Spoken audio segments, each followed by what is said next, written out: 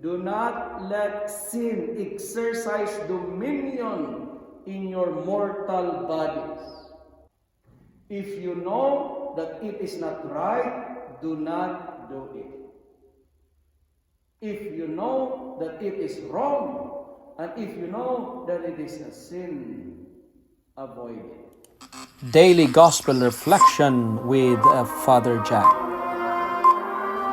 Friends, brothers and sisters, nothing can stop God's plan for your life. Reflect and be blessed. Hallelujah, hallelujah. Be watchful and ready. You know not when the Son of Man is coming. Hallelujah. The Lord be with you. A reading from the Holy Gospel according to you. Jesus said to the disciples, "Know this. If the owner of the house had known at what hour the thief was coming, he would not have let his house be broken into. You also must be ready, for the Son of Man is coming at an unexpected hour." Peter said, "Lord, are you telling this parable for us or for everyone?" And the Lord said, Who then is the faithful and prudent manager, whom his master will put in charge of his slaves to give them their allowance of food at the proper time? Blessed is that slave, whom his master will find at work when he arrives. Truly I tell you, he will put that one in charge of all his possessions. But if that slave says to himself, "My master is delayed in coming," and if he begins to beat the other slaves, men and women, and to eat and drink and get drunk, the master of that slave will come on a day when he does not expect him, and at an hour that he does not know, and will cut him in pieces and put him with the unfaithful. The slave who knew what his master wanted, but did not prepare himself or do what was wanted, will receive a severe beating. But the one who did not know and did what deserved a beating will receive a light beating. From everyone to whom much has been given, much will be required, and from the one to whom much has been entrusted, even more will be demanded. The Gospel of the Lord.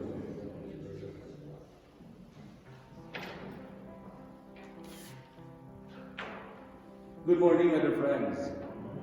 Our Gospel for today, if you've been here yesterday, is just a continuation of yesterday's reading. And today, once again, we are reminded to turn on our alarm clock all the time. Stay awake, be ready, don't be asleep, because the Gospel says the Master will come at the time we least expect. And Jesus always comes to us in disguise. That's why we are asked today to be faithful, to be wise, and to be a prudent servant. Now, what is our first reading trying to tell us today? I think the message is very clear. My dear parishioners, my dear people of God, and those who are watching us online, our first reading reminds us not to be a slave of sin. Do not be a slave of sin. It is very clear in the first line of our first reading. Do not let sin exercise dominion in your mortal bodies. We always have the freedom and choice to live in the grace of God. If you know that it is not right, do not do it. If you know that it is wrong, and if you know that it is a sin, avoid it. Choose to live in the grace and in the life of God. Live in righteousness.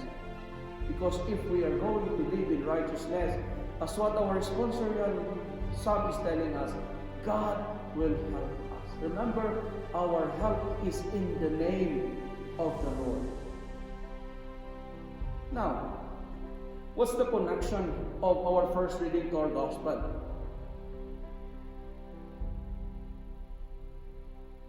If we are slave of sin,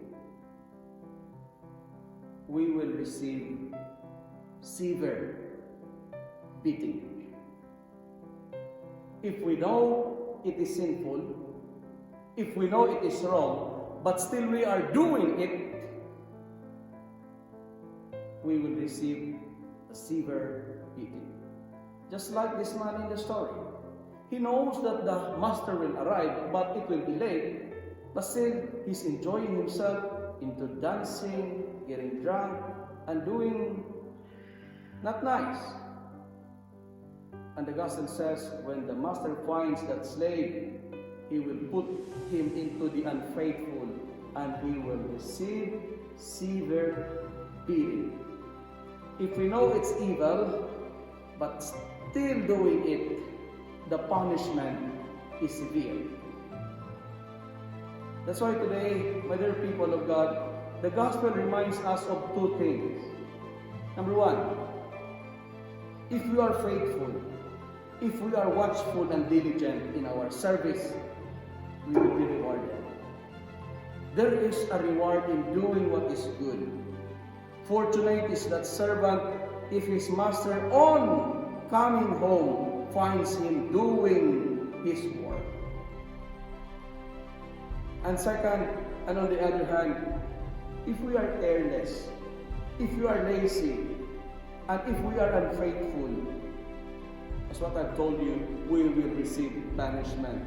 The servant who know his master's will, but did not prepare, will be soundly beaten. Eating, drinking, and getting drunk is not the best way to prepare for the arrival of the Master. There is joy in waiting, but as what I told you yesterday, while waiting, abound in good works. Today, let us be faithful in our waiting. Other people of God, there are no warning signs of the Lord's return. No warning signs. Keep your eyes open. There's always an element of surprise. That's why faithfulness is necessary. That's why, as what I've told you, never be a slave of sin. Because that's the best way to prepare for His coming. If it is evil, avoid it. If it is good, abound in that field. Let me end my reflection by quoting our opening prayer. And this is the challenge for me and for you and for all of us. Today, we are challenged to honor the Lord with all our mind and love everyone in truth of the heart.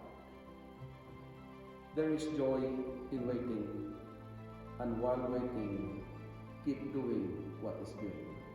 Do not be a slave of sin while waiting, and do not sin exercise dominion in our mortal bodies as we wait for the coming of our Master.